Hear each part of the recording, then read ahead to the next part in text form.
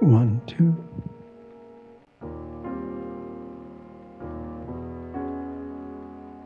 Good morning. We're about to start our seminar today. Before we do, though, please be aware of the exits in case we need to leave the room and possibly the building. So having said that, those that are on the internet, we strongly encourage you to consider sending in your email questions for the Q&A. Send them at first opportunity so we can have time to take your question on the air. And with that, Annalisa?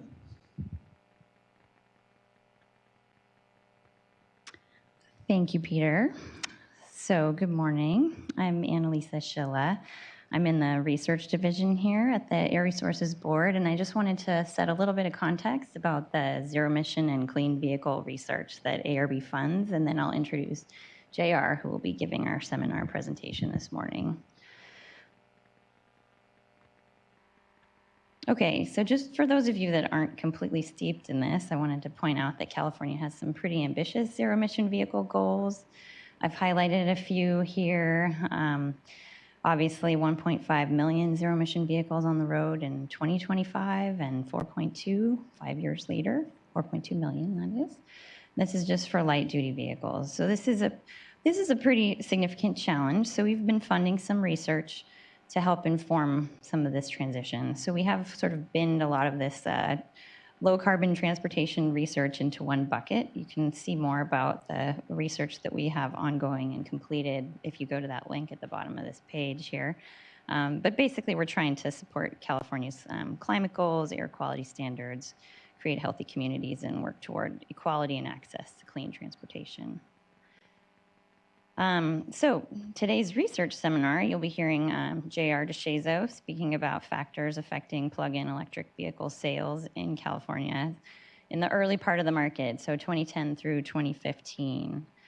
And then we will learn some of the questions that we were attempting to address with this research here. So really, what factors could support or undermine the California Air Resources Board's zero-emission vehicle regulatory programs and our state incentives, such as purchase rebates and carpooling access, helping to get more clean vehicles on the road? And happily, the answer is that it looks like the clean vehicle incentives are helping. And some of the key findings from this research, not to steal too much of JR's thunder here, really suggest that some of the changes made in the last couple of years to improve equitable access to these incentives and these clean vehicles are really necessary. And so those changes are moving us, recent changes are really moving us in the right direction based on the findings of this research. So if you do have questions about the zero emission vehicles research, I encourage you to contact me or my staff, Melanie. And there are a couple of links at the bottom of this page to learn more about the research, as well as the overall zero emission vehicle program and the clean vehicle incentives. So with that, I would like to just briefly give you a little bit of background on JR, our speaker this morning. So JR DeShazo directs the UCLA Luskin Center for Innovation and is the chair of the Department of Public Policy in the Luskin School of Public Affairs. He holds joint appointments within UCLA's Institute of Environment and Sustainability, as well as the Urban Planning and Civil and Environmental Engineering departments. He holds a PhD in urban planning with a concentration in economics from Harvard, a Master's of Science in Development Economics from Oxford, St. Antony's College, where he was also a Rhodes Scholar, and a bachelor's from the College of William and Mary. His research has focused on the design and evaluation of renewable energy procurement and efficiency programs, household responses to energy policy incentives, the electrification of the transportation sector, and the performance of community choice aggregation programs. He has advised the U.S. Department of Energy, California Governor's Office of Planning and Research, California Public Utilities Commission, California Energy Commission, California Air Resources Board, and various utilities, including the Los Angeles Department of Water and Power, Southern California Edison, and Sonoma County, among others. So please join me in welcoming JR.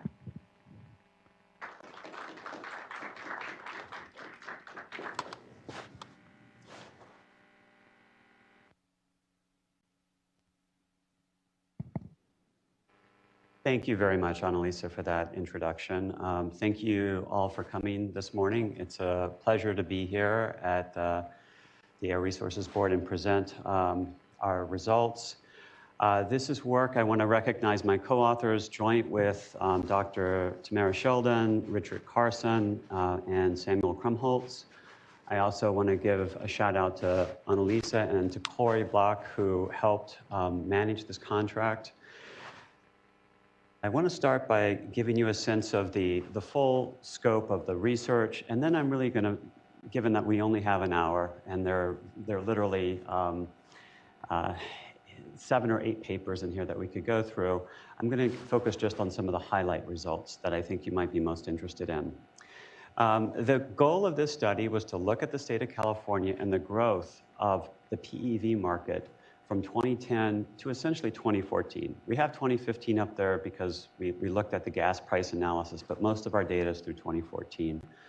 And we wanted to understand where and how fast PEVs were being adopted across the state in terms of the geographical location and characteristics. And we wanted to identify factors that predicted the sale of these vehicles in these locations. A third topic that we really focused on was what, to the extent that we could characterize it, what types of vehicles, which models were utilizing the existing rebates and which worked. What were the effects of new vehicle introductions? So when the Ford Fusion came out, how did that affect sales? We were very interested in addition to some of these market and sort of household characteristics and geographic characteristics, and understanding the effects of the policies on the growth of this market. And so we evaluated the effects of HOV lane access on PEV sales. There's a chapter on that. We also wanted to understand how households thought about and were kind of willing to pay for battery electric vehicles versus plug-in hybrid electric vehicles. And made that distinction for a variety of reasons that I'll talk about later on. We wanted to evaluate the rebate policies on PV sales, so looking specifically at the CVRP program rebates as they were designed in the early part of this market. As Annalisa has indicated, they have changed now, their structure's changed, and in fact, has changed in ways that this research really supports and suggests will be much, much more cost-effective and more equitable over the long term. At the very end of this project, in 2015, late 2014, 2015, gas prices plummeted, and so I got a phone call to say, can you look at the effect of gas prices on PEV sales? And so I'll present some of the correlational analysis that we've done over the early market that helps us describe the relationship between gas prices and PEV sales as well. So there is a lot here that I'm not going to talk about today. If you want the details for some of the topics that I won't cover, the full report is on the website. And I'm happy to, and we continue to do lots of research in this area, specifically kind of most recently focused on low-income Californians and their propensity to purchase used and newer clean vehicles. So I'm happy to talk about that later. What we are gonna, the findings I want to focus on today are a characterization of the growth in the market spatially and in terms of the demographics. So growth has been rapid, which is the good news. It's been very spatially concentrated. And I think one of the important things for us to recognize is that the CVRP program and many of the efforts to encourage PE adoption implicitly and explicitly focus on new vehicle adoption. So when we think about this program, we have to think about who buys new cars and who buys new cars that are innovative, right? And so I'll talk more about that. One of the things that our research has suggested is that up until 2014, at least, 2014, 2015, the middle-income households that were purchasing hybrids weren't yet adopting PEVs at the rates we might have expected, right? And I'll talk more about that in just a minute. In terms of policies, I think the headline here is that the policies that we have had in place have been effective. they have had a positive impact. Now, some of you would say, of course. Some of you would say, prove it to me. So I'm going to hopefully meet both of your approbation as I present these results, because I think the HOV access policy and the rebate programs have been very successful, especially if you benchmark them against other efforts for other types of technologies. And then I'll talk a little bit about gas prices and vehicle body types, which I think have had an impact on sales over the last 2 years in particular. The data here is that I'm going to rely on it comes from a couple of different sources. We're looking at the whole state. We're looking at census tracts for a lot of this analysis across the whole state.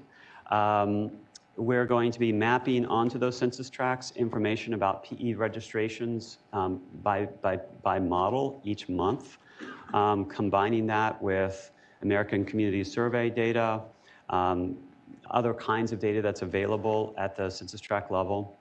I'll go into this in just a little bit, but when we do our HOV analysis, we are looking at the market up through 2014, and we have to do a bunch of spatial analysis around where HOV lanes are and where prospective buyers are. I'll talk about that in a minute.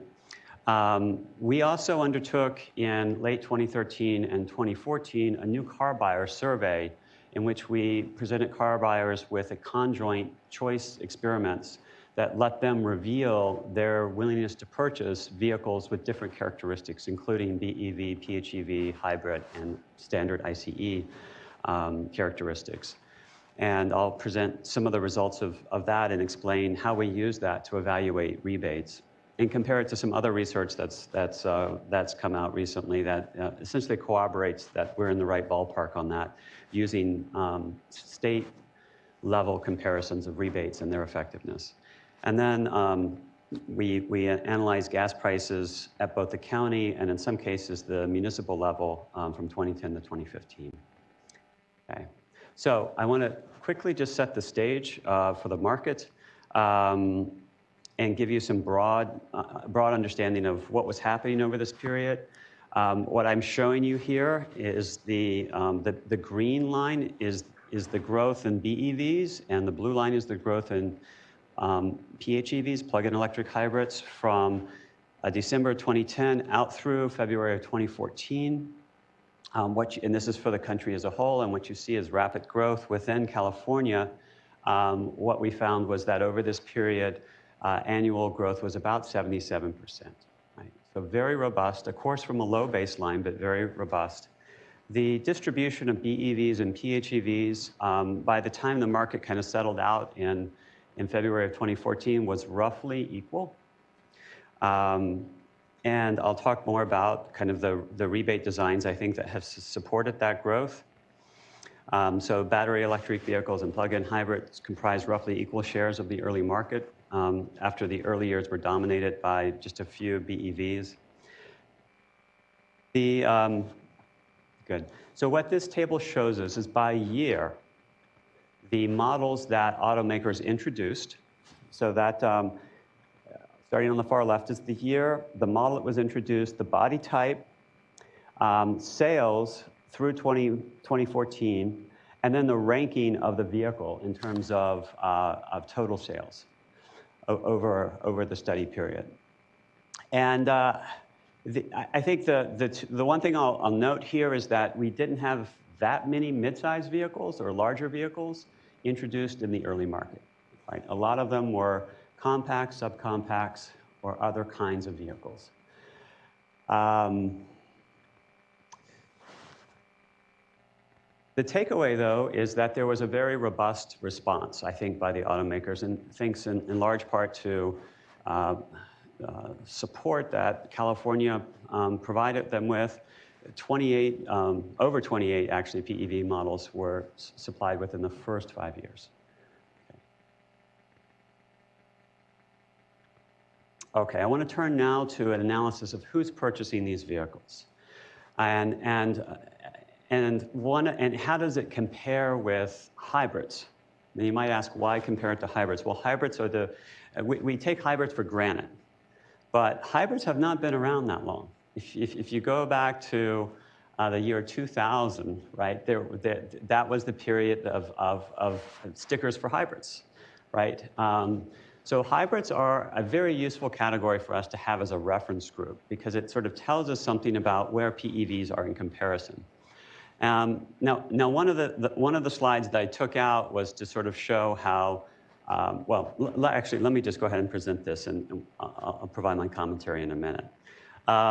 So the red line that you see up here is the proportion of all California new vehicles purchased that were hybrids. And so you can see that, I don't know if this points, but you can see that hybrids were somewhere between 5, so this is 4 and this is 6%. Hybrids were somewhere between 5 and 6% of the market over this period. Now, when I first learned this, as I started this analysis, I was surprised. You know, I thought hybrids would be 35, 55% of the new market, right? They're not. They're actually quite a small share. And so this is the population rates of purchases of hybrids. The blue line shows the rates of purchases of PEVs over time, right? And that's, again, the population average. And what I'm going to show you in the next couple of slides is I'm going to show you that for the upper 25% of census tracts in the state, that over this time period, their rates of adoption of PEVs essentially were comparable to this population-wide average for hybrids. So among at least this upper SES grouping, we have an acceptance of PEVs that rivaled or was comparable to that of hybrids for the general population. Okay? So what this graph is going to show you is, the way to think about this is think about all the census tracts in the state, and then we're going to rank order them from the highest SES level to the lowest SES level. And we're going to take the top 25% of all tracts. Call that the highest quartile for SES status. Right? So these are census tracts. And we're going to look at the number of PEVs that are purchased in those census tracts over this time period. And that's the blue line that you see. Then we're going to take the third quartile of all census tracts in the state, which is the red line. And we're going to look at the rate of PEV purchases. And then the bottom half of the state's geographic areas represent the green and the yellow lines there. And what you can see is that very early on, the upper 25% of all census tracts in the state comprised, began to purchase most of the PEVs, and that was just accelerated and amplified over time. And you see some growth in what we might call the middle income or the upper middle income quartile, the second highest, which is that red line. But you see among the green and the yellow quartiles, which is half of the state census tracts, relatively low levels of adoption out through mid-2015, right, in terms of rates. Again, you know, I'm setting the stage in a way, and I'm not going to talk about the EF and P Plus program, but you can see how these census tracts, these households and communities probably are not buying new cars, right? We know they have lower incomes. They're probably not purchasing many new cars. And you can see that there's going to be an opening for a program that meets their needs, which is going to be the EF and P Plus program, which I won't talk about later on unless you ask me questions about. So that gives you a sense of the pattern, right, across the state in terms of socioeconomic stratification. And I'm going to show you some details on these census tracts that are high and low performing in terms of their purchase of PEVs in just a minute. But if we go back now and we look at, this is the percent of all new cars purchased by this socioeconomic status of a tract. And if we take the top 25% of tracts, again, this blue line, you can see that it starts off pretty low, under 2%. But by 2015, it's above 4%, headed towards 5%. And if you keep up with this thing, it was just reported that PEVs broke the 5% level, I think at the national level, no, not at the California level, a couple of months ago. So that puts them in the same ballpark as hybrids in terms of hybrid adoption, in terms of the population average of hybrids. Okay. So the takeaway here is that households in high SES quartiles are purchasing PEVs at rates comparable to the rates that the general population has purchased hybrids. Right. All right. Now, let's dig a little deeper. Let's see if there's a geographical story here that we can unearth to understand who is more specifically and where these vehicles are being purchased. This is this is the state of California. The scale here, the darker it is, the higher the PEV adoption rate per 1,000 households. And the takeaway here is that PEV purchases are concentrated in a few regions, right? So you can see the Southern California area, Los Angeles, Long Beach, San Diego, and then the San Francisco, Sacramento area, a couple of other metropolitan areas and county areas along the coast.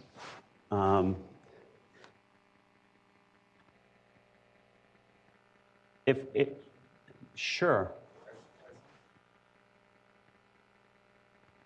That's the idea behind them.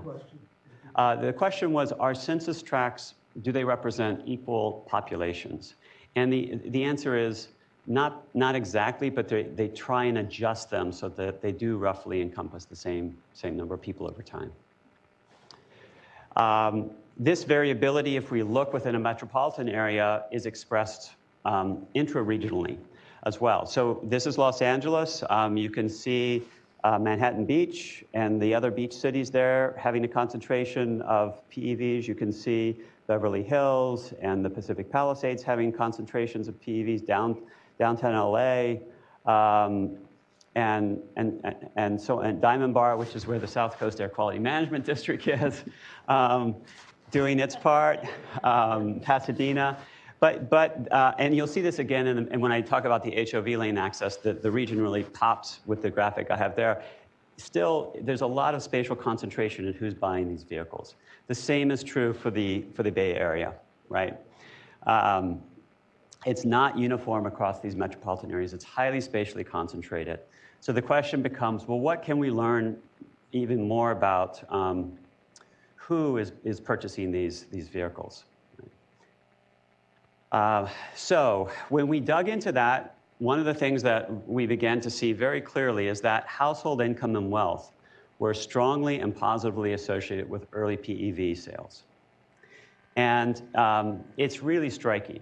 You can take those two factors, and I'll show you in just a minute, and you can predict over 60% of who's going to purchase a PEV based on those factors alone. But there are other factors. And so what this table shows you is at the top, again, we've gone back to all of the census tracts in the state, and we've grouped them to the top 25%, the upper middle income 25%, and then the lower half. So the bottom 25% of tracts, and so on and so forth. And then on the first column describes the characteristics of those tracts, so median home value. You can see that as you go from the bottom 25%, those homes are valued at about $200,000 up to almost $700,000 in the upper SES tract. You can look at the percent of homes that are over $1 million. You can look at the demographic characteristics of those tracts in terms of how many have a graduate degree. You can see that increases as you'd expect. The percent of workers in management information technology. Those with a greater than 40% commute. Population densities correlated across these tracts. Vehicles per household goes up consistently, but a small difference, 1.8 versus 2.1 in the highest SES category. And then in terms of other characteristics, the propensity that voted to repeal AB 32. So if you repealed it, you were sort of not willing to embrace the state's California climate policies. 41% were willing to repeal in the lowest tract, 35% for the upper tract, for the highest SES tract, and so on and so forth. So, we can begin to now get a profile of what are the characteristics of the individuals that are beginning to purchase these vehicles. So neighborhoods with higher incomes, wealth, education, and access to HOV lanes tend to be positively associated with PEV sales. And all this does is, in regression analysis, controlling for lots of other things, kind of shows us how important these different factors are. And the only thing for those that are statistically inclined that I would point out is that in these first two models, we're looking really at their income and their home value. And what's remarkable is that over 65% of the propensity to purchase these vehicles is explained by those two factors. And as we add additional factors in, the best we can do is to capture an additional maybe 7% of predictive power by including all of these other factors, right? So hopefully that will change over time. And of course, we've talked about the fact that these are not just new car buyers, but these are new car buyers buying innovative transportation technology. Okay, so let's see. Yeah.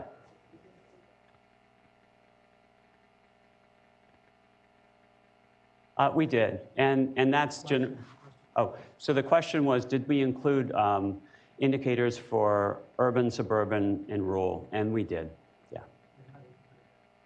Well, it depends on how much other things you control for.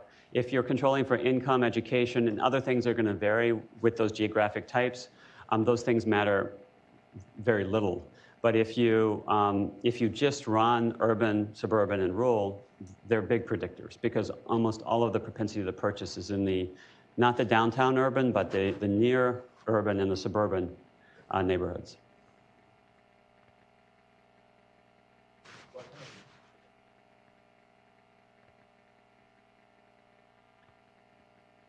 Sure. So I would encourage you to go to the paper. But essentially, this is technically what's called a lasso model. So we're trying to identify the explanatory variables that contribute to our predictive power for the dependent variable and variation in that dependent variable. It's a fancy ordinary least squares model. That's basically the type of model it is.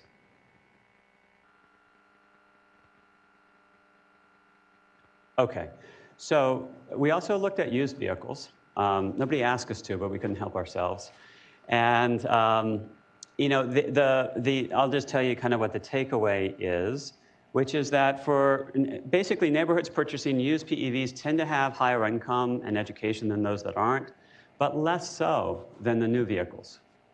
So the ability for income and housing type and housing value to predict the outcome was much diminished among used vehicles. And again, keep in mind that this is 2014, 2015. This isn't today, right? This research is 3 years old at this point. Okay, so let's turn to our first policy, HOV lane access policies. And we found that these programs, these policies had the biggest impact of all of the state policies. So we were interested in what's the impact of HOV policies on PEV sales. So this was the first causal study of that question. What we found, and I'm not going to report these, but it actually varies by metropolitan area what the impacts are. And I think you'll get a sense of that and why that is in just a minute. We found that access to 620 and 100 miles of HOV lanes leads to incrementally 1, 3, and 10 additional PEV registrations in a census tract. And this is from 2010, essentially through the end of 2013.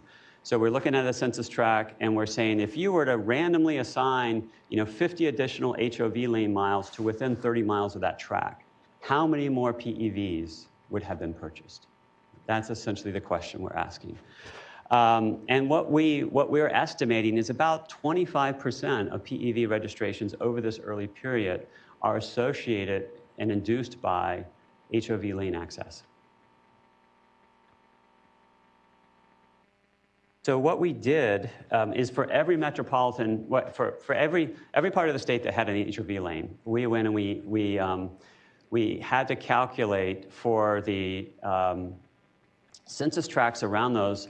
For each tract, we would calculate within a 30-mile radius how many HOV lane miles there were.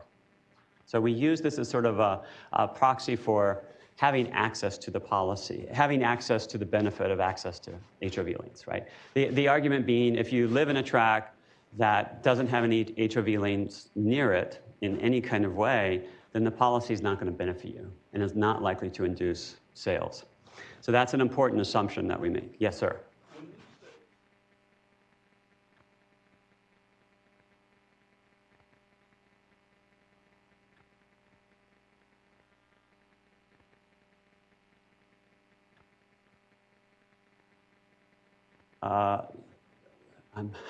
So I think the question was, the 25%, was that exclusively associated with access to HOV lanes?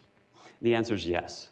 So I'm going to talk in a minute about rebate programs, and they had a positive and a statistically significant effect, which was smaller than the HOV lane access, and it's in addition. You'd have to add those two together to get the total public policy effect of both of those programs. Please hold your questions for the Q&A. Unless it's a clarification question, then. Okay, so we did this for every metropolitan area, and this is just the example of Los Angeles. And you can see from Los Angeles that that the HOV lane access is sort of concentrated, and this is in the lower part of the county. And so it's varying systematically. And for this method to work, we sort of have to make the assumption that when Caltrans was deciding when to designate an HOV lane, it wasn't thinking about PEV buyers, right, and trying to co-locate those HOV lanes close to prospective PEV buyers. And let me just and when we look at the distribution of PEV sales, which are is the census tracts in red, you can see that it doesn't look like Caltrans was thinking about where the prospective PEV buyers are, right? And so what this allows us to do is to say, well, you know, suddenly, essentially 7 or 8 years ago, the state turned on this policy that said if you live close to an HOV lane, and you buy a PEV, you can have a sticker that lets you access that.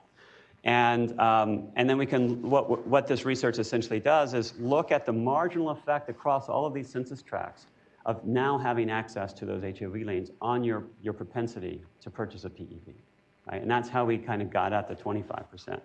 So this is sort of the central result of this chapter in the report, which basically says if you're in a census tract and you have access to no HOV lanes, you're likely to purchase 2, well, let's just call it 3 PEVs over this time period.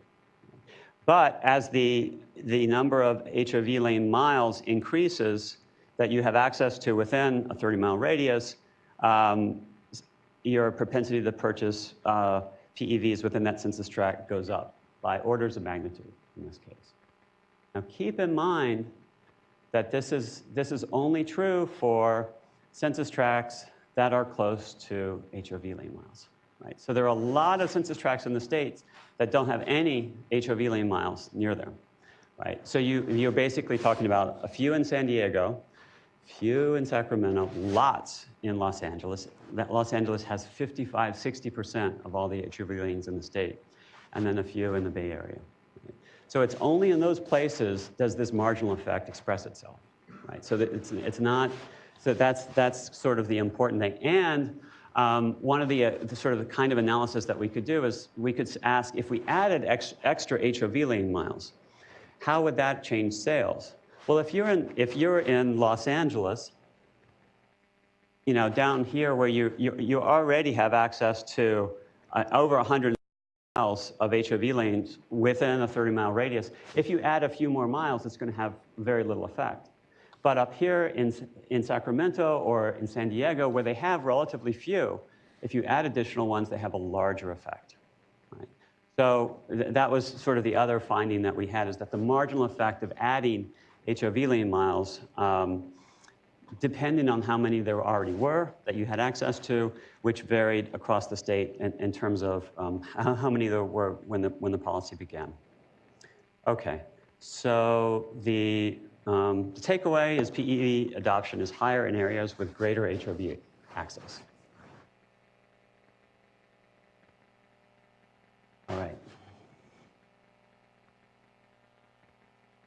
let me fortify myself for this next section. So we were very interested in whether or not the rebates that the state was offering had an effect on vehicle purchases and what the size of that effect was. And there are two kind of research strategies that you can undertake to evaluate that. You can try and estimate the price elasticity of demand. So let's just say you've got a new vehicle that's $40,000, right?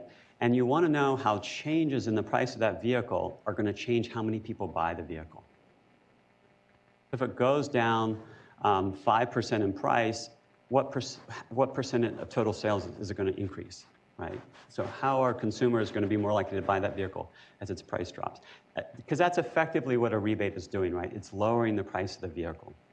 So that's the approach that we took. We estimated a model of vehicle choice where we could estimate the price elasticity of demand for different income groups.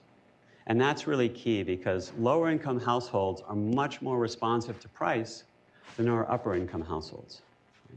And if you don't recognize that, you're going to be using the wrong price elasticity of demand in your analysis of who's going to purchase more vehicles and what type.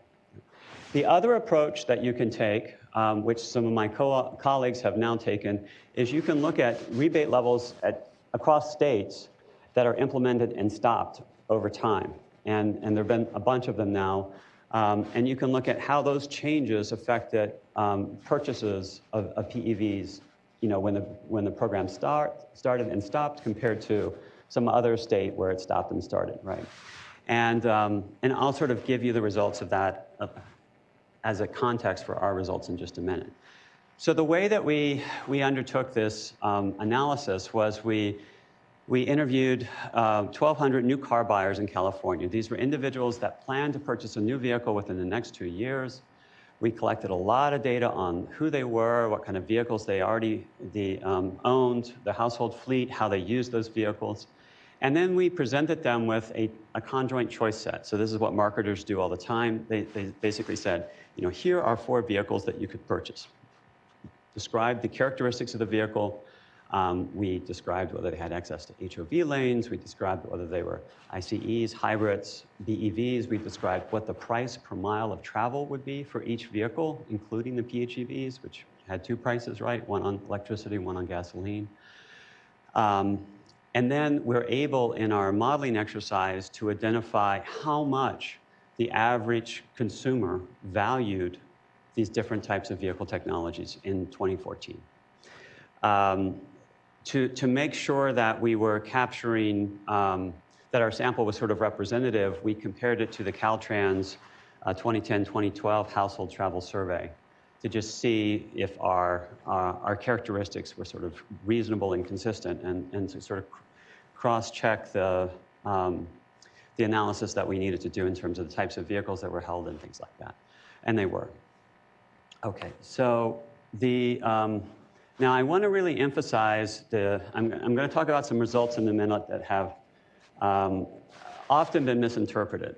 And so I want to kind of start with what we found was support for the idea that if you want to keep BEV sales robust, you need to provide higher rebates for them in the early market. And that PHEVs, while important, did not need the same level of rebates that BEVs needed to keep them robust. Okay? Think back to the beginning of the presentation. I showed you a market that basically within 2 years of that market, BEVs and PHEVs were representing equal, almost 50-50 shares of the market, right?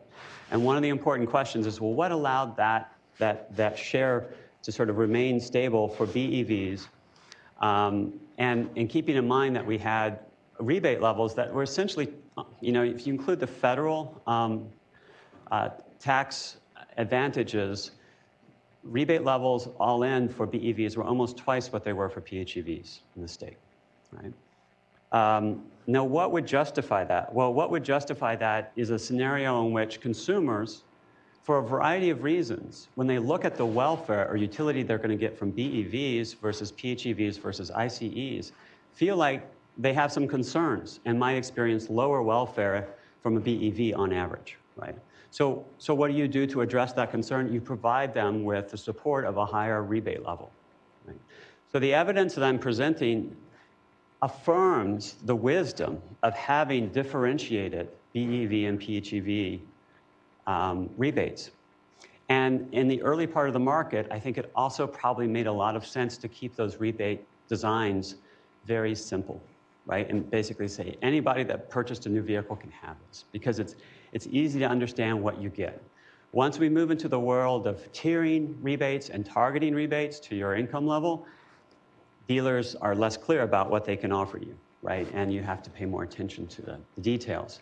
So when we looked at this set of new car buyers, what we found is 32% experienced a small disutility from BEVs compared to ICEs. So that is to say, if you were to give them the opportunity to purchase the exact same vehicle, except that one was a BEV and the other was an ICE, right? So think of the Ford Fusion Standard and the Ford Fusion, well, Ford Fusion doesn't have a BEV, but if it had a BEV, right, they would derive less welfare or less utility, they would express to you, purchasing the BEV in this setting, right? And so how do you compensate for that? You provide them with a higher rebate, and then they are more willing to buy the BEV, right? And that's exactly what the policy did.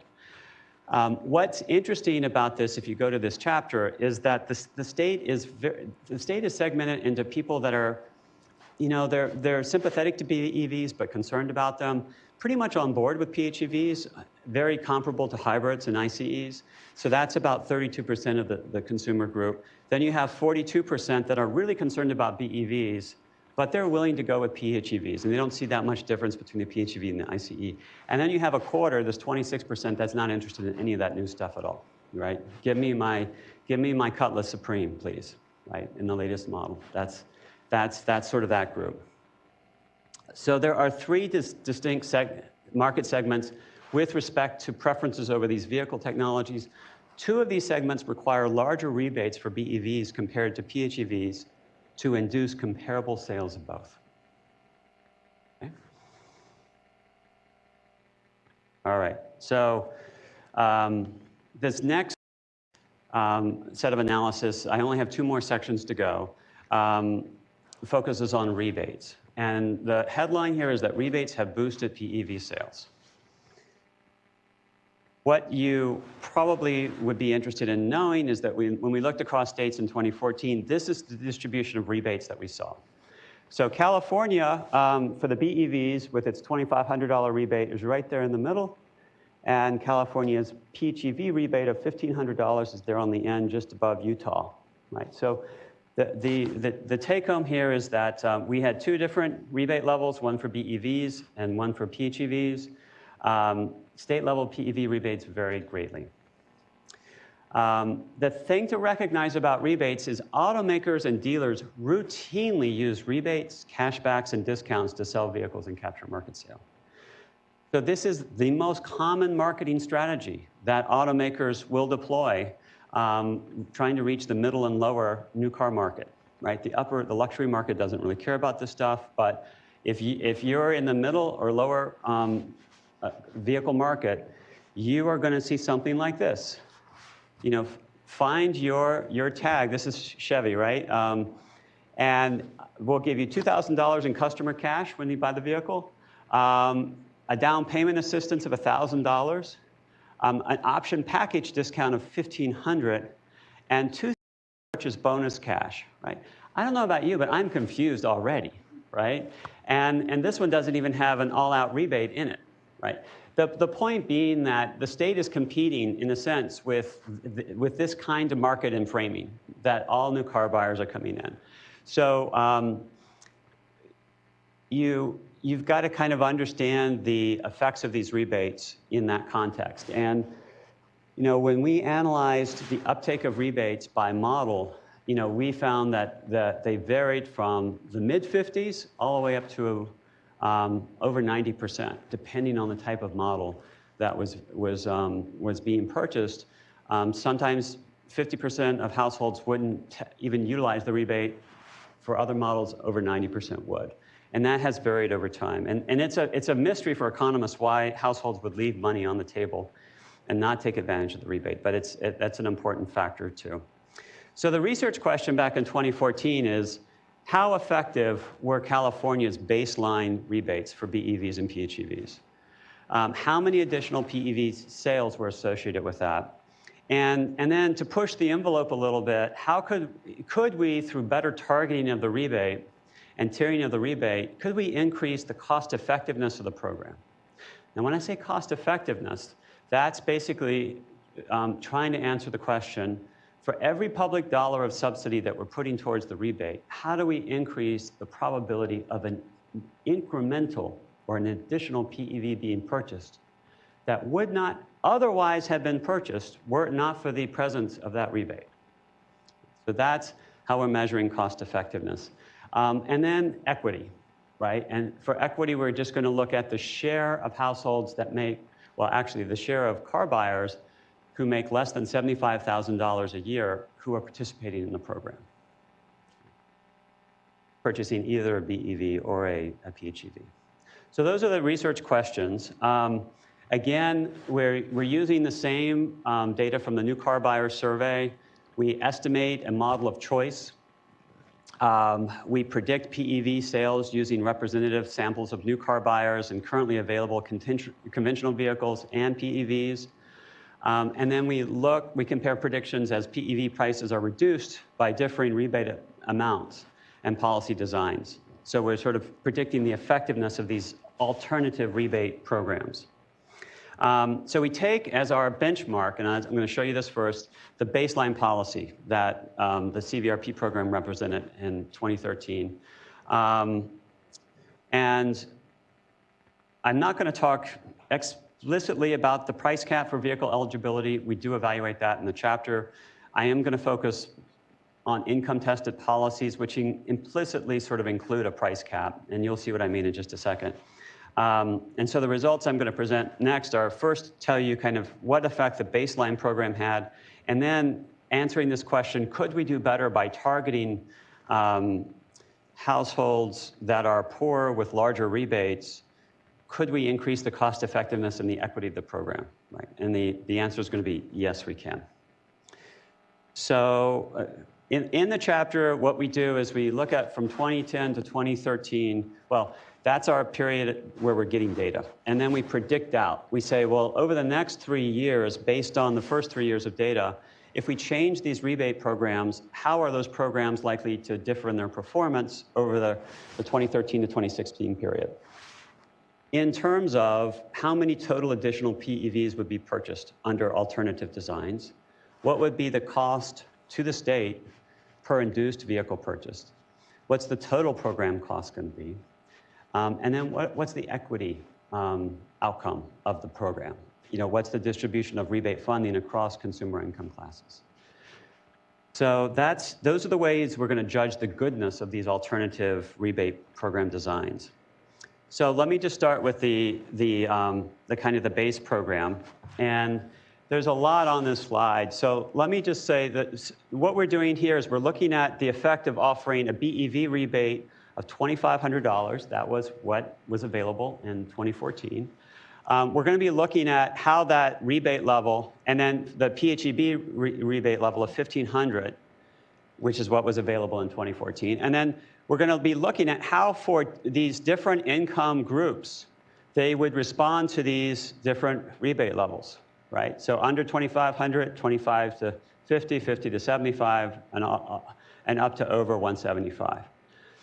And the yellow tells us, for these rebates, how many additional vehicles are sold when that rebate level is used to reduce the price of the vehicle. Okay. Keep in mind that in this analysis, we're keeping the federal tax incentives present in the background, and we're not counting what their contribution to vehicle purchases are. We're only looking at the $2,500 price reduction. And so this is a description for these different income groups of how many additional vehicles were purchased because of these rebates were offered to those income groups, and how many additional PEVs were purchased, right, over this 3-year period. So we get just under 10,000 additional PEVs as a result of these programs. and we're predicting a base of 158,000 total. These are vehicles that would have been purchased perhaps because of the federal rebate or perhaps just because the household really liked BEVs and PHEVs. But we're not associated with the presence. These purchases can't be attributed, in our model at least, to these rebate levels. So what we found then when we looked at this further, this is still the baseline case, is that 42% of the value of the rebates under the baseline case is allocated to households making less than $75,000 a year. And I'm going to show you that that's actually much higher than I would have expected, right? The total cost effectiveness of each additional vehicle purchase was about $30K for each of these 9,000 vehicles, right? And that $30,000 is taken by essentially taking the incremental number of vehicles sold and dividing it by the cost of the program. See, the questions are rolling in. So the next question that we asked was, can we do better? Through targeting and tiering of rebates to lower income households, could we increase the cost effectiveness of the program and the equity outcomes? And the answer, so the principle is going to be yes. And the reasons for this is, first, there are two principles at play here. First, when you're designing a rebate, you want to do everything you can to keep it from going to someone who would have purchased the car anyway, right? And this is true for light bulb rebates. It's true for solar rebates. If they're going to do it anyway, and you're the public policy maker, and you have limited resources, you want to give those rebates to people that basically wouldn't have entered that market and purchased that good were it not for the presence of the rebate. So you want to target it. The question is, how do you target? Well, in economics, what this means is you want to target customers that you want to give them access to higher rebates if they have a lower preference for a BEV than a PHEV. So let me just say, basically it's if the consumer has a lower preference for the good, you want to increase the rebate you offer them, right? And so if they have a lower preference for BEVs than PHEVs, it's just another justification to give them a higher rebate for BEVs than for PHEVs. You with me?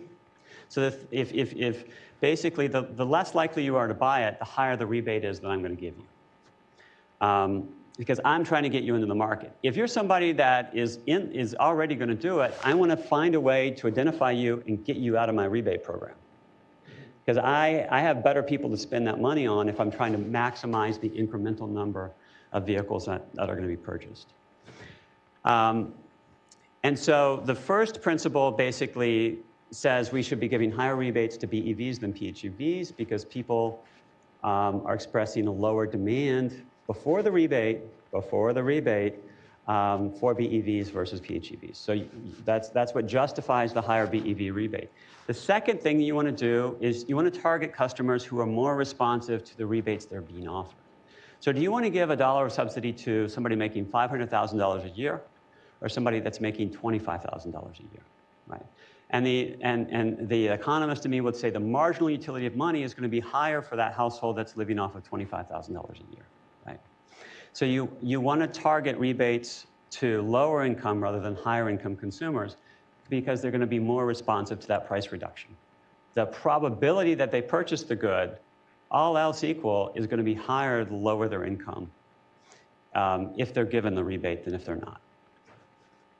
And wouldn't have otherwise purchased it, right?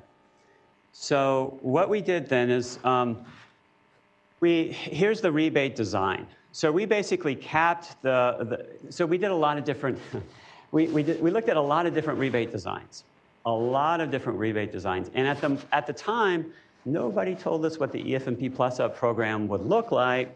So we just made stuff up. And we made up designs that we could evaluate in this model. And so I'm going to show you one design. We didn't look at all of them, but one design is to say, for the individual, if they make over 75K, we're not going to give them any rebate for a BEV. But if they make 50 to 75K, we're going to give them $2,000. They make under 50K, And more than 25K, we're going to give them 5,000. If they're under 25K, we're going to give them 7,500 rebate for the BEV. I've already told you that because the VEVs were less valued than the PHEVs, the rebates for the PHEVs were going to be lower than the rebates for the BEVs. So the PHEVs are as such, right? They're simply scaled down versions of the BEV rebates. And what's interesting is when you look at the additional vehicles sold, focus just on the low-income households with this kind of tiering, you see almost the same number of incremental vehicles sold. So you might remember the last slide, it was 9,600 and something. Now it's 9,434. And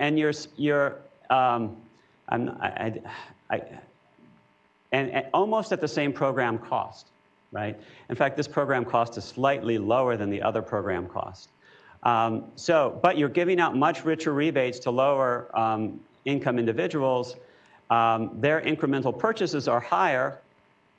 And what you see is that the cost effectiveness before you had to spend $30,000 for each additional vehicle. Now you have to spend 22, 23K for each additional vehicle. And 100%, by definition, 100% of your rebate allocations are going to households that make less than 75K, right? So the program's predicted to be more cost effective in terms of the value of each public dollar spent, and more equitable. And, of course, for those of you who follow the EF&P Plus-Up program, it looks something like this at this point, right? Not exactly like this, but something like this. Okay, gas prices, the last section. So what happened in 2014, 2015 is gas prices in California went from about a high of maybe $4.15 or $4.20 a gallon, and they dropped down to about $2.75 to $3 a gallon. And it was at that moment that we also saw PEV sales dip for the first time. And so the question arose, what is the relationship between gas prices and PEV sales? And this is a complicated relationship because you might think that there are at least two different hypotheses that might explain this relationship. First, you might think that as gas prices fall, households care less about the fuel economy of the vehicle, right? And if they care less about the fuel economy of the vehicle, the fact that the PEVs are going to be more fuel efficient, it will matter less to them. But the other thing that might happen is they might decide, not only am I not worried about the fuel economy, but now some of the larger body vehicles that I couldn't afford before in terms of my monthly gas budget are now available to me. And so I'm gonna buy up in terms of body size, and I'm gonna enjoy more room and space and safety or whatever they're thinking, right? So there are these two different behavioral mechanisms that you might think explain the relationship between gas prices and PEV sales. You could probably come up with others too that would be viable. We were just interested in looking at the correlation, right? And so what we did is we looked at monthly PEV sales as a function of gas prices. And what we found was that the higher the gas prices are, so higher gas prices are associated with higher PEV sales. Right? There's that strong and positive correlation. Furthermore, what we did is we kind of evaluated the different kinds of models. So somebody asked about fixed effects models. We looked at county fixed effects models, county fixed effects with logs. We looked at census tracts within cities. And we found that this positive correlation is as high as almost 300%, and as low as 8% in terms of the kind of the range of the model. Now, what this means is that gas prices might be responsible for as little as 8% of the dip, and basically a lot of the dip might be explained by gas prices, right? So the takeaway here is that depending on the modeling that you choose, gas price increases are expected to increase PEV sales, but the magnitude of that increase is going to vary, right, depending on the model that's used. So for those of you that do modeling, it's not surprising. So I'll go ahead and wrap up. I had 60 minutes, and I've been talking almost exactly 60 minutes. So we see that spatially concentrated purchase patterns are following new car buyer trends. So not surprisingly, these programs are supporting a type of new vehicle, and so we see households that tend to buy new vehicles buying these vehicles. We find strong support for the early version of the CVRP program and the future version of the EFMP plus-up reforms that were undertaken in terms of improving the cost effectiveness of these policies and the equity outcomes of these policies. I didn't talk a lot about this, but I think one of the reasons that gas prices had such an effect on this market was that there weren't a lot of large body vehicles that were PHEVs or BEVs that people could buy into. You know, the one automaker that has done very well is Tesla, who released its SUV just before the gas price drop. And I think it benefited from that trend of people up buying in terms of body size. So I think I'll stop with that and take questions.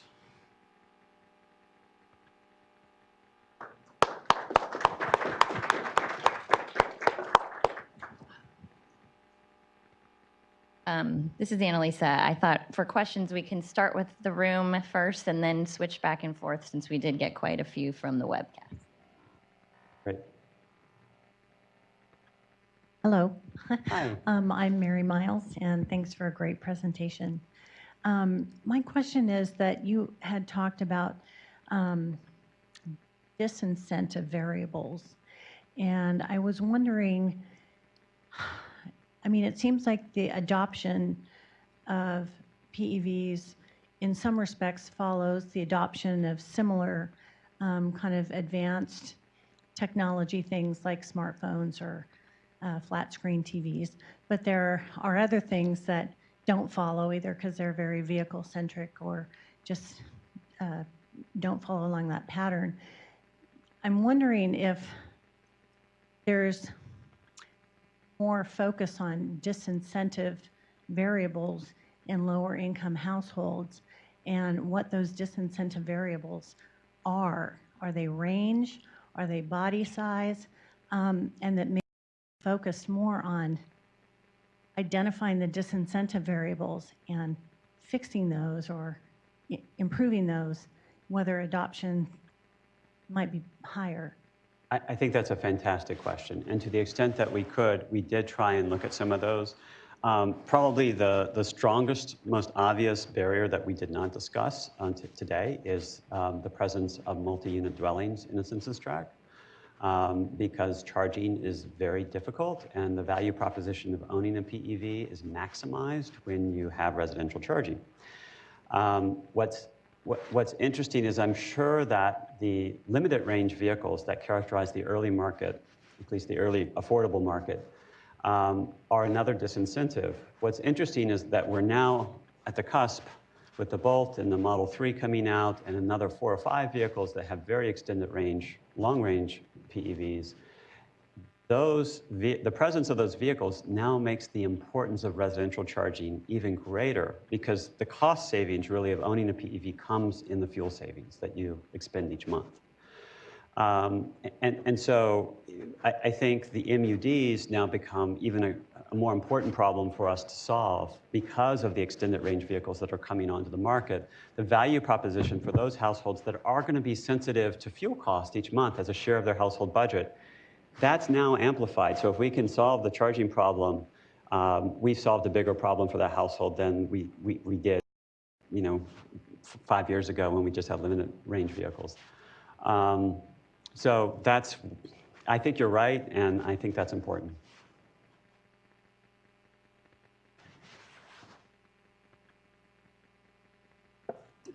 This question is maybe kind of a good complementary question to Mary's question. This is a question about fast charging networks and their effect on EV sales. In particular, the availability of fast charging networks to enable long distance vehicle travel should have an effect on EV sales. They wonder if this was analyzed and EV sales may be limited to the amount of traffic fast charging networks can support. Has anyone used Erlang's formulas to calculate the ability of the different networks to carry traffic? Oh, these are different questions. Okay. So the first question about fast charging networks is one that, except for looking at the case study of Tesla and its fast charging networks and the success of that network, we really don't have a lot of research evidence on this question for DC fast charging networks. There has been a paper that just came out in the Journal of the Journal of the Association of Environmental and Resource Economics that looks at the network effects of expanding charging networks on vehicle sales and shows that there's a very strong positive relationship there, perhaps not surprisingly. But we're still actually trying to figure out how important non-residential charging is to the growth of this market. We honestly, as researchers, our ability to do experiments where we take households and we give them access to more publicly accessible charging and we see how their adoption rates of PEVs changes, our ability to do that has been pretty limited so far. Because what everyone is trying to do that's putting in charging stations is figure out who the early adopters are and put the stations near them. And so we don't know what the direction of causality is between sales rates and charging stations. So that's the short answer. It looks like there's early evidence that there's a positive correlation, which is great. For DC fast charging, we really don't have any direct evidence at this point. And then EV sales may be limited to the amount of traffic fast charging networks can support. Well, that would be true. I mean, if you talk to ChargePoint or some of the operators of the corridor charging, I mean, there are a few places where there's congestion, but there are many, many places where the value of those chargers is the option value that they convey to drivers, and most drivers hope not to have to charge there. So that, for the average corridor charger right now, its utilization factor is quite low. So its social value is probably in the option to charge there as opposed to actually charging there, right? It's like a fire hydrant, right? You want it near your house, but you hope to never use it, right? So you hope the utilization of that fire is low, but you really value having it there. Okay. Good question. Excuse me.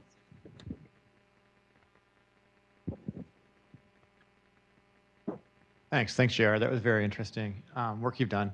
Can I ask you a little bit about, if you can comment on the efficiency of the rebate programs? I know you say here that they've boosted PEV sales and that they've contributed to additionality, but it comes at a fairly high cost. It seems at $30,000 per additional vehicle, and it seems expensive comparison to possible alternatives. And just maybe if I can get your comments on taking a step back and thinking about, has this been an efficient policy for us to undertake?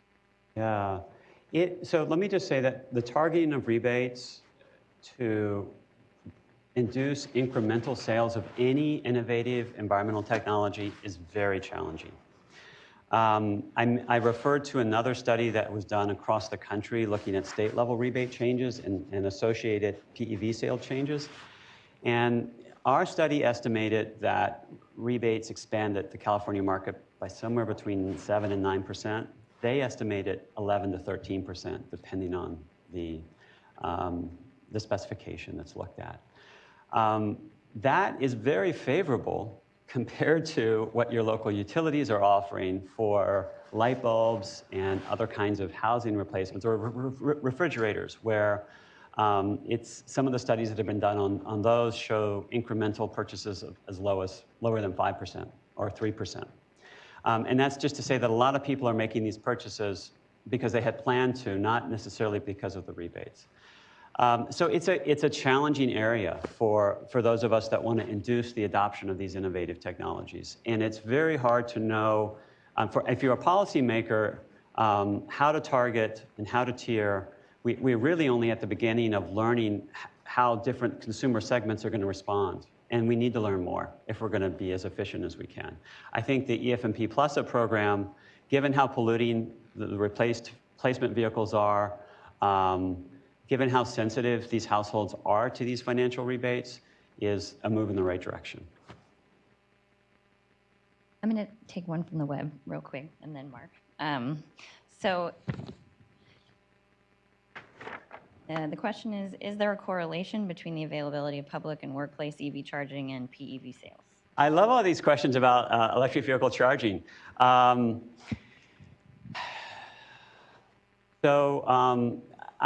only research I can point to on the causal relationship between the presence of EV charging and PEV sales is from my colleague Sean Lee, who's at Cornell, and this article in the Journal of Environmental and Resource Economists Association, Jerry, and there is a positive effect of increasing these charging networks on local PEV sales.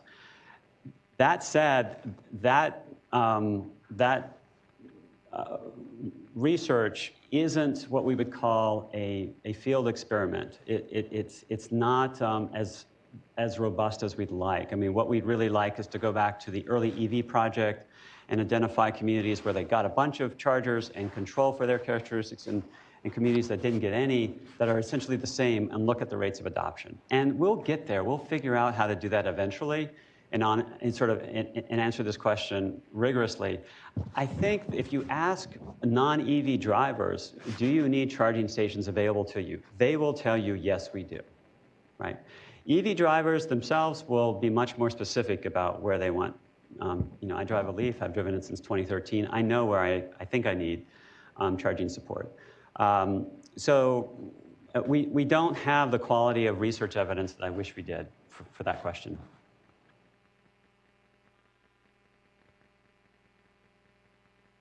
There was a prior question about cost effectiveness of rebates, and you said it inspired a 7 to 9% increase in PHEV sales. But how do you reconcile that against the Georgia experience where when their rebates went away, their PHEV sales decreased by about 90%? So I think what we would want to do in Georgia, because it also coincided with a change in gas prices, is go back and look, and I could actually show you. So remember what, let me go in this direction. I'm trying to get to the rebate levels. Georgia has a very high rebate level, $5,000, right? Take the slide number. Yeah, I can't. I'm trying to remember this slide. Yeah, so Georgia is 5,000. That's right. That's twice what California's was. There were other factors that were changing at the same time. So it's an interesting case study. This study by Steinberg and his colleague that looked at differences in changes in rebates and what happens, they include Georgia. So that 13%, that 11 to 13% includes the experience that Georgia has, as well as other states changing. States, they reduced it, some states increased it, and what those researchers did is they looked at the marginal effects on sales of those changes across states, across time. It deserves more research. This was, everything that I presented today is really either the first or the second research paper of its type that has come out. And so a lot more is needed to kind of dig into things and to make sure that you validate what we think we learned and extend this in new directions. Okay, one from the web. Did you compare PEV purchase demographics to non-PEV purchase demographics to show the household income, education, and home value differences? Yes, that's what this slide, this is table 3-2 on page 24. Essentially, you can take the bottom 25% of tracks and the lower middle 25% of tracks, and you can compare them to the top 25% of tracks, because virtually 80% of all the PEV purchasers are coming from that top 25%. So that would be the socio-demographic comparison I would point you to.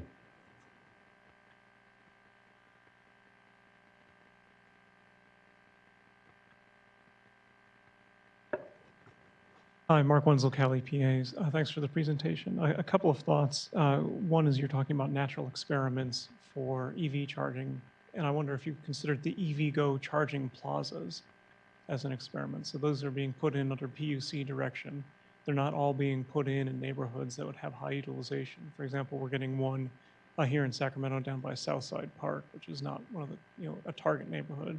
Yeah, So I think there might be some opportunities to look at there. it's a I great wanted idea. to echo Mark's point about the rebates. So I'll look for the Steinberg paper you mentioned, but Georgia's, that 90% was overnight, and gas prices were changing a lot more slowly. Same thing happened in Denmark. Same thing happened in the Netherlands with their oscillating incentives. There are also cases in Estonia and British Columbia where a reduction in incentives was followed, by a step change. Right. So I think that, I'd want to know where the 10% comes from, but my impression is that it's much higher. Right, and again, I on the rebates, to keep them in context, right? Let me go in this direction. What are we talking about, right? For PHEVs, we're talking about $1,500. For BEVs in this period, we're talking $2,500, right? So put that in the context of all the other information, the rebates, the cashbacks, the price of the vehicle, what percentage of the vehicle is that total price. There's the federal tax incentive in the background. It's really important to contextualize those rebates. How big are they relative to all of those other things? So again, my finding is that they mattered. And we can, and maybe the relevant question now is how much do they matter, right? And how important are they? And that's, of course, that's going to change too as the types of vehicles come out, right? As these extended range vehicles come out, everything that we learned from my study becomes obsolete because those were all limited range vehicles. And that's kind of the mindset that consumers had back then is maybe it'll go, maybe it'll go 90 miles, but it's not going to go 150 or 240 plus. So, this is important that we continue to kind of look at how rebate levels interact with new vehicle characteristics too. Okay, another one from the web. Have there been any assessments of how HOV lane incentives worsen traffic congestion, thereby increasing vehicle emissions? Yes, there have been. My colleague at USC, Antonio Bento, has a paper out, and it's actually in the Top Economics Journal, that shows that the 210 freeway in northern Los Angeles County was made worse because of congestion that was added due to BEV and PHEV access. It's one location. It's, I think it's, I would be cautious about extrapolating too much from the 210 in northern LA County. That's one of, a dozen freeways that have been looked at. But in all honesty, I need to cite that paper because it's out there in the literature. So there are concerns about the effects of PEV access on congestion in HOV lanes. I personally don't view that as a reason to diminish the program yet. Take another one. Another one from the webcast. Wouldn't the areas with more HOV lanes also be the more urban areas? In other words, is the effect of urban versus suburban census tracts overlapping with the effect of HOV lane available versus no HOV? So you're exactly right that HOV lanes are in more urban areas. What we tried to do, though, was actually control for all of those other characteristics, including suburban, urban, rural characteristics, while isolating the effect of the HOV lanes on sales. So that was the whole purpose of the research design that we chose, was to recognize that there are a lot of things that affect PEV sales. We were trying to isolate exclusively the effects of HOV lane access. And so you kind of have to look at the paper and come to your own judgment about whether we credibly did that or not. But that's the right question to be asking. Yeah. We have so many from the web. We'll do yours next. Okay. Another one on HOV analysis. Do you think that would be beneficial to do a higher spatial resolution than census tract? This is an interesting question. I guess I don't know how to answer it without knowing what the purpose of our analysis would. Oh, for the HOV lanes. I think for the HOV lane access, it probably wouldn't have mattered that much to go to a higher spatial resolution like the census block group. I don't think it would have mattered too much for our findings.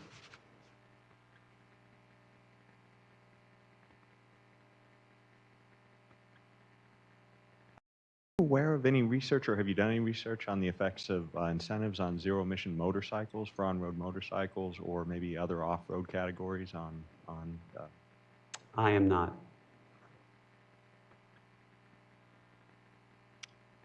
Okay, this question is about BEV sales increases with different end prices to the consumer.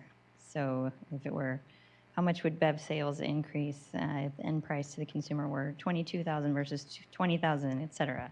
Right. So this is a version of this question is the question that we set out to answer, because you could imagine, assume that a Leaf was $30,000 for the MSRP, and the rebate was $2,000, dropping to the $28,000, and then dropping it further to 26 or the 24, the 22, or the 20. That's exactly the price elasticity analysis that we did in our rebate program. So if you're interested in the answer to that question, if you go look at the chapter on the effect of different rebate designs, you'll see estimates of changes in vehicle prices and how they affect sales. I'm building with Kelly, PA. Do car buyers who end up buying an electric vehicle, do they go to the auto dealer with the idea of buying an electric vehicle, and do they already know about the rebate?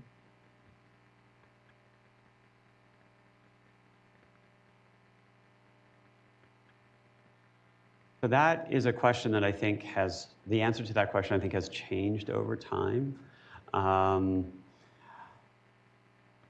I don't know how to answer that question precisely. What I can tell you is that the early consumer awareness surveys that were done by us and by the folks at UC Davis and the Center for Sustainable Energy early on tended to show that people were not widely aware of PEVs and were even less aware of PEV rebates.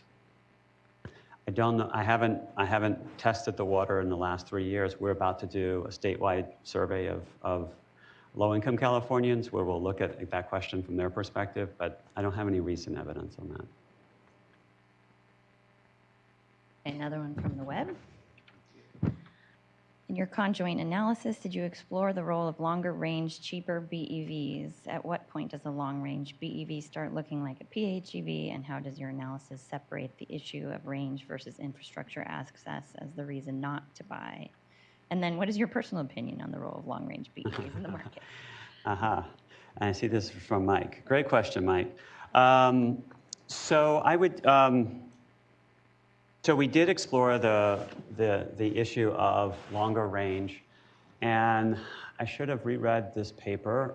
We did estimate the optimal range of a vehicle for our sample, and this was sort of the range at which households were kind of willing to pay for it relative to its cost, and I think it was around somewhere between 140 and 160. So that was what we identified as the optimal range.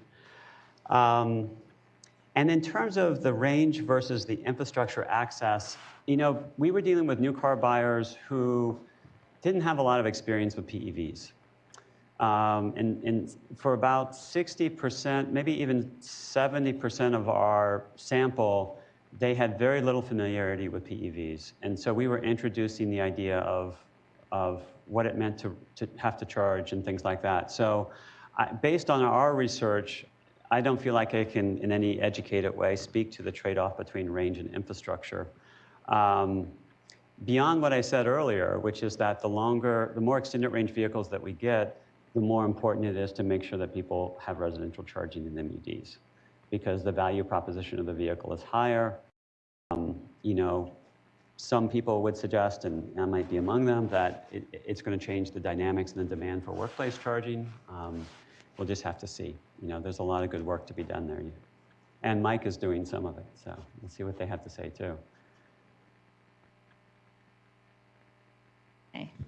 We'll take a couple more from the web, and then I think we're going to have to wrap it up, and I will refer many of you to the final report, since I think a lot of the questions are answered in further detail there. But this one's really about the complexity of implementing rebate programs, and particularly when they have variable levels by income. So the point is that point of sale incentives are critical to lower income consumers, but making the rebate policy very complex with variability across income levels really complicates the process of delivering the rebates. So asking for suggestions on future work to incorporate dealer and other implementation stakeholder considerations. Yeah, so this is a great question, and also comes from a close friend and colleague of mine who's trying to ask me the hardest questions he can on live TV. The trade-off that we face as policymakers is, do we give rebates to households that are purchasing new vehicles and have very high incomes, or do we go through the process of income verification and target those rebates? And it's a policy question, it's a collective political question that we have to answer. He's absolutely right that any kind of income verification is complicated. We run into that. You can't look at a single low-income program in the state that hasn't struggled for decades with the income verification challenge. Even the CARE program, which covers 82% of all eligible households, has taken it a long time and to get to that level. But even things like CalFresh reaches only about 56% of eligible households. And the challenge is income verification. Covered California, its greatest administrative cost is verifying eligibility for medical services as a function of your income, because a lot of these households, their income churns on a monthly basis, depending on how many days they work and things like that. So income verification is hard. Is it worth it? It depends on how careful we want to be in targeting our rebates and how carefully we want to spend that money and how important the equity is to us. And I think that's going to vary on a state-by-state basis. Okay, another one from the webcast. This one is about the effect of leasing versus buying in terms of putting BEVs on the road, whether this was investigated. Right. So we don't have, this is a great question, and we don't have a lot of information on the effect of different financing options on the propensity to purchase clean vehicles yet. We are, for upper income households, we do have what the market is showing us now, which is that higher income households often are willing to engage in leases, but those same households would have no problem purchasing the vehicle. They hedge their risks with a 2 or 3 year lease. Right? So leases represent a risk hedging strategy more than anything else for the new car buyers. What I think is really an interesting question is for lower income Californians driving highly polluting vehicles, how much is the fact that they're capital constrained affecting their ability to purchase cleaner vehicles, cleaner used vehicles? And that's actually a question we're working on right now. I think it's an important question because it might give policymakers maybe another policy tool for encouraging adoption among moderate and low-income Californians, but we don't know too much about that yet. Okay, we'll take one more. There were a couple of questions in this vein among the ones we got from the web, but basically asking whether to an MSRP cap in place of an income cap in considering alternative rebate designs. So we did look at an MSRP cap, and it was effective in improving cost effectiveness, and it wasn't as effective in the equity outcomes. So we saw it improving cost effectiveness somewhat, but not dramatically improving equity outcomes. And I would suggest whoever asked this question actually go and look at the chapter, because we look at a couple of different MSRP caps, I think, in that paper that's available online, and you can kind of see what the marginal effectiveness of it is versus ignoring price caps.